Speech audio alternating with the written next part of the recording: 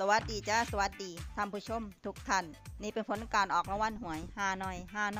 เฉพาะกิจประจำวันที่6กรกฎาคม2569รางวัลเลข2ตัวรางเลขที่ออก40รางวัลเลข5ตัวรางเลขที่ออก36540รางวัลเลข2ตัวบนเลขที่ออก2323รางวัลเลข3ตัวบนเลขที่ออก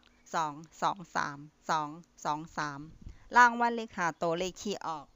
67223นี่ก็เป็นผลออกรางวัลหวยฮานอยเฉพาะกิจประจำวันที่6กรกฎาคม2569ขอให้โชคดีมีชัยถูกหวยฮานอยเฉพาะกิจได้รับเงินกันทุกคนเด้อจ้าฝากไว้เด้อจ้าซับตะไคร้กดติดตามและเป็นกำลังใจ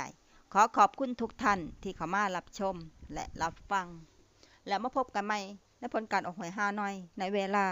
17:30 นาทีในฮานอยพิเศษสำหรับครั้งนี้ขอบคุณและสวัสดีจ้า